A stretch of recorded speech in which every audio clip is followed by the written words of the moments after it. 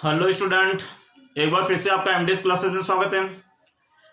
Class 12 का chapter number अपने 9 running में चल रहा है और इसका हमने 9.1 से 9.5 तक कंप्लीट कर लिया है। आज का जो अपना टॉपिक रहेगा वो खंडक समाकलन रहेगा।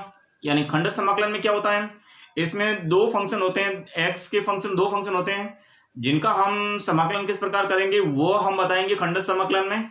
और खंडक समाकलन को ही इंग्लिश मीनिंग होता है इंटीग्रेशन बाय पार्ट्स। तो ये रहेगा अपना टॉपिक आज का।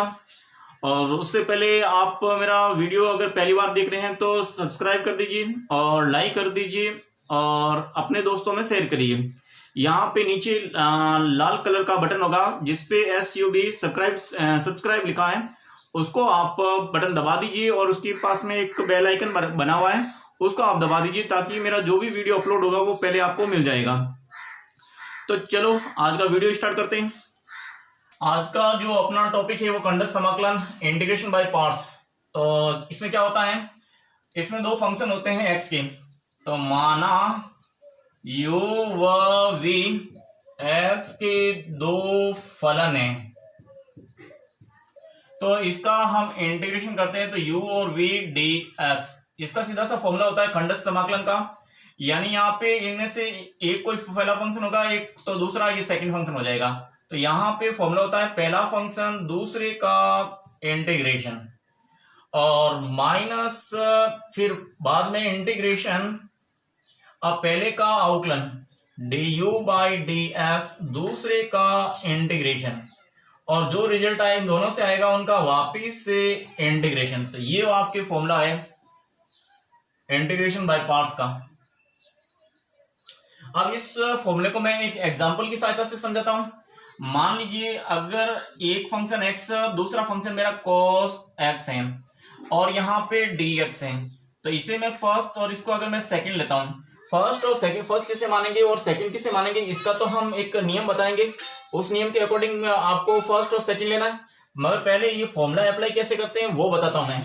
तो पहला फॉर्मूला अप्लाई करना समझे कि अगर मेरा ये पहला फंक्शन है तो यहाँ पहला फंक्शन जैसे u है वैसे रख दीजिए, फिर यहाँ इंटीग्रेशन, फिर दूसरा फंक्शन अगर cos x है तो यहाँ पे cos x dx आएगा और फिर ये इंटीग्रेशन du बाई dx यानी पहले फंक्शन का अवकलन।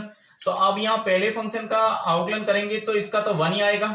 अब इसके साथ में इंटीग्रेशन करना है दूसरे फंक्शन का, तो यहाँ पे cos x dx और जो दोनों से रिजल्ट आएगा उसका आप वापिस से क्या करेंगे, x के सापेक्ष इंटीग्रेशन करेंगे। तो ये वाला फॉर्मूला बनेगा। तो अब देखिए आगे क्या हो जाएगा, ये तो बन गया आपके x, cos का इंटीग्रेशन होता है आपके sin x, तो cos का इंटीग्रेशन हो गया आपकी sin x और माइनस यहाँ इसका तो हो गया x का अवकलन तो हो जाएगा 1 और cos का इंटीग्रेशन हो गया आपके sin x और ये dx। अब इसका वापस से इंटीग्रेशन करना है तो यहाँ पर रहेगा आपके x sin x minus sine का इंटीग्रेशन होता है माइनस के cos, तो ये माइनस के cos x।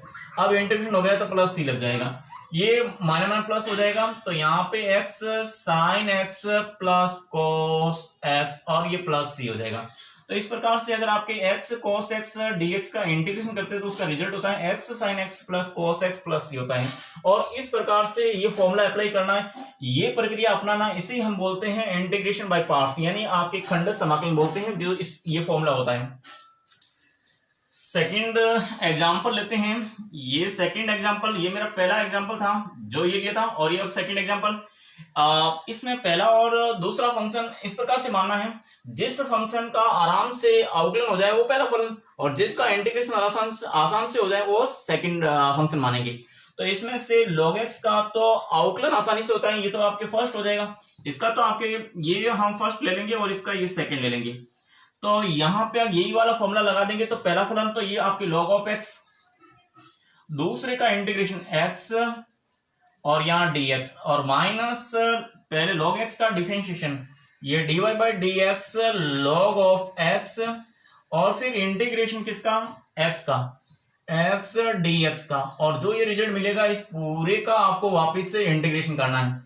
तो यहाँ पे आ जाएगा आपकी log ऑफ x, इसका इंटीग्रेशन करेंगे तो x स्क्वायर बाई 2 माइनस इसका डिफरेंशिएशन करेंगे log का तो ये 1 अपॉन x और इसका इंटीग्रेशन करेंगे तो आ जाएगा, इसका इंटीग्रेशन करेंगे तो एक्स स्क्वायर बाई 2, और इस पूरे का आपको इंटीग्रेशन करना है।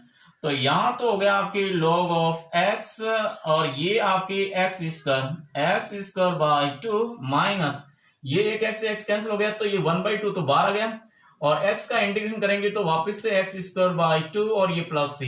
तो इस प्रकार से इसका आंसर आ जाएगा आपकी एक्स स्क्वायर बाई 2। अगर मैं कॉमन लेना चाहता हूं तो वो तो कॉमन ले लेंगे, और यहां बच जाएगा आपकी log ऑफ x, और एक्स स्क्वायर बाई 2 बाहर आ गया तो यहाँ माइनस की 1/2 प्लस c। तो इस प्रकार से इसका भी हमने इंटीग्रेशन बाय पार्ट्स से किया।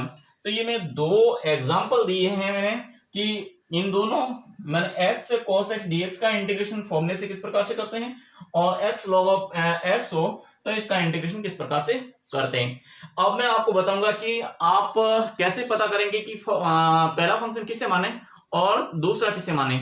इसके लिए आपके आइलेट फॉर्मूला होता है, तो आइलेट क्या होता है उसकी हम अब चर्चा करते हैं।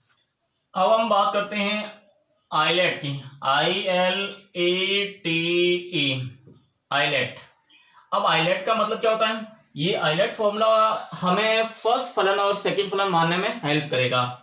जहां पे इसका मीनिंग क्या होता है वो बता देते हैं। आई का मीनिंग होता है इनवर्स फंक्शन,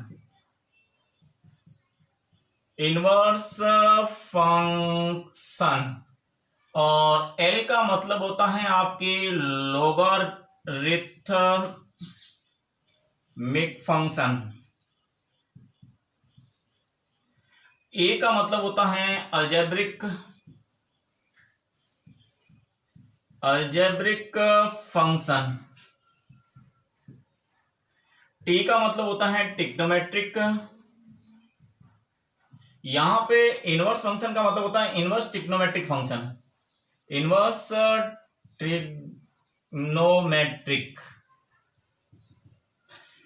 ट्रिग्नोमेट्रिक फंक्शन, और यहां टी का मतलब होता है ट्रिग्नोमेट्रिक फंक्शन।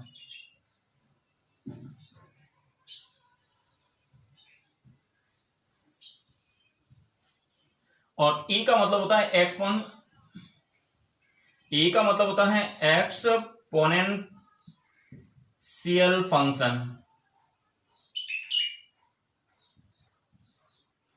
तो देखिए ये तो इसका मीनिंग है। आइलेट का मीनिंग क्या है, आई का मतलब तो होता है इनवर्स ट्रिग्नोमेट्रिक फंक्शन, एल का मतलब होता है लोगरिथमिक फंक्शन, ए का मतलब होता है अलजेब्रिक फंक्शन, टी का मतलब होता है ट्रिग्नोमेट्रिक फंक्शन, और ए का मतलब होता है एक्सपोनेंशियल फंक्शन।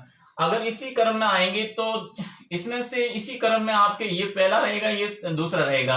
अगर बाई चांस में जैसे यहाँ पे एक तो लॉग फंक्शन आ गया और एक अलजेब्रिक फंक्शन आ गया, और इसका अगर हमें इंटीग्रेशन करना है तो अलजेब्रिक फंक्शन आई पहले आता है, एल है, तो एल ए से एल पहले आता है, तो ये मेरा पहला फंक्शन रहेगा और ये सेकंड रहेगा। बाई चांस अगर आपको इसका इंटीग्रेशन करना है ई और आई का, यानी एक तो हो गया एक्सपोनेंशियल फंक्शन, एक हो गया आपके इनवर्स फंक्शन। इस प्रकार से हो गया e की power x sine inverse x dx। अगर आपको इसका इंटीग्रेशन करना है तो अब हम पहला फंक्शन किसे मानेंगे और सेकंड फंक्शन किसे मानेंगे, तो वो डिपेंड करता है कि e तो एक्सपोनेंशियल फंक्शन जो कि सबसे लास्ट में है, और साइन इनवर्स फंक्शन है वो पहला है। तो इन दोनों में से इधर पहला कौन आता है, इनवर्स फंक्शन पहला आता है, तो ये मानेंगे हम पहला फंक्शन, इसे मानेंगे हम सेकंड फंक्शन।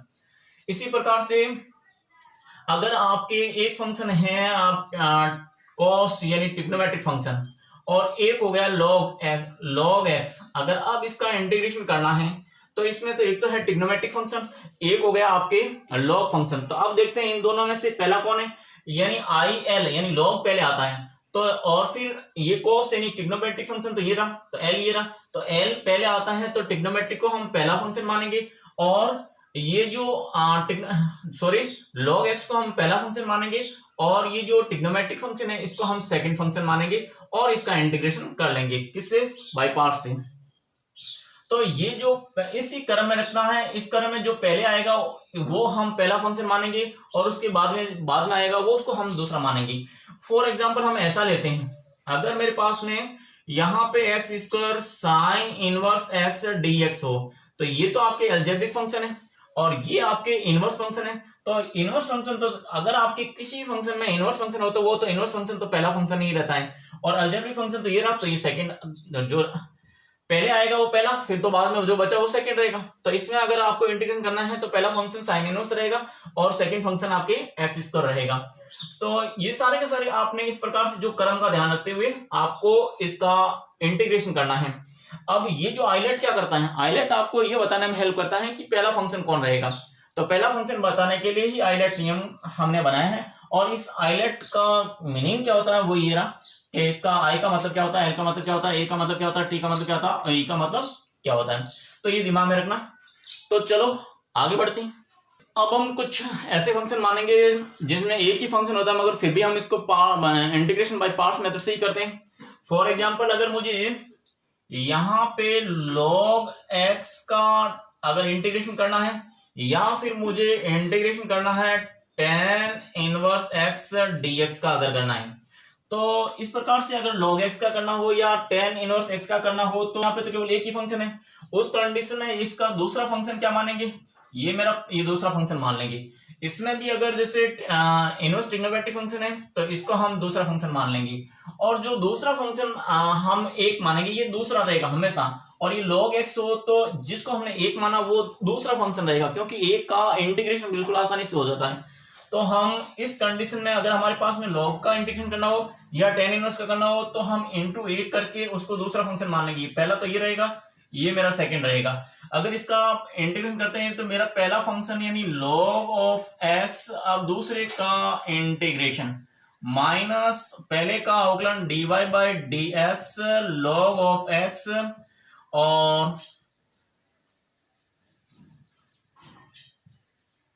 और इंटू इंटीग्रेशन ये दूसरा जो फंक्शन है 1 dx। और अब ये पूरे का इंटीग्रेशन ये तो हो जाएगा आपकी log ऑफ x इंटू ये dx का x हो जाएगा और माइनस इसका डिफरेंशिएशन log x का 1/x होगा और इसका इंटीग्रेशन x हो जाएगा और ये dx, ये x कैंसिल हो जाएगा। तो ये हो जाएगा log of x into x minus का dx का इंटीग्रेशन x हो जाएगा और प्लस c, इसमें से x कॉमन ले लेते हैं तो ये हो जाएगा आपकी log ऑफ x माइनस 1 और ये प्लस सी। तो अगर आपको पूछे भाई log ऑफ x का इंटीग्रेशन क्या होता है, log ऑफ x का इंटीग्रेशन क्या होता है, तो x log of x minus 1 plus C होता है। इसी प्रकार से अगर मुझे इसका करना है तो इसमें भी अपना जो पहला फंक्शन तो रहेगा वो ये इनवर्स फंक्शन रहेगा और सेकंड जो हमने एक माना वो रहेगा। यानी पहला फंक्शन अपने tan इनवर्स x और सेकंड का इंटीग्रेशन माइनस पहले ये जो पहला फंक्शन था आपकी tan इनवर्स x का डिफरेंशिएशन। तो इसका डिफरेंशिएशन कीजिए, इसका differentiation dy by dx tan inverse x और फिर पहले का ये जो दूसरा हमने माना था ना, ये दूसरे का इंटीग्रेशन, ये पहले का डिफरेंशिएशन दूसरे का इंटीग्रेशन और पूरे का इंटीग्रेशन। तो ये इस प्रकार से आपके tan इनवर्स x और इनटू ये x माइनस का ये हो जाएगा आपकी tan इनवर्स का डिफरेंशिएशन करेंगे तो 1 प्लस एक्स स्क्वायर और इसका हो जाएगा आपकी x dx। तो अब देखिए यहाँ पे तो ये रह गया x tan inverse x minus इसमें से देखो x यहाँ पे हम मान लेंगे, माना अगर 1 प्लस एक्स को 1 प्लस एक्स स्क्वायर को आपने t माना तो इसका डिफरेंशिएशन करेंगे तो 2x dx equal to dt आएगा। तो x dt equal to dt by 2 आ जाएगा। तो इसको हम ये लिख देंगे x dx की जगह तो dt बाई 2 तो 1/2 हो जाएगा और इसको हमने t माना था। तो ये हो गया dt अपॉन 2, इसका इंटीग्रेशन करेंगे तो ये tan इनवर्स x माइनस के 1/2 log ऑफ t, अब प्लस c, अब t का मान वापस रख दीजिए तो x tan inverse x minus के 1/2 और ये हो जाएगा log ऑफ t हो गया आपके क्या 1 plus x square plus c। तो इस प्रकार से अगर आपके यहाँ पे केवल tan इनवर्स का इंटीग्रेशन करना हो तो ये रहेगा और log x का करना हो तो ये रहेगा। उस कंडीशन में हम सेकंड फंक्शन को 1 और इसमें भी हम सेकंड फंक्शन को 1 मान लेंगे। चलो नेक्स्ट।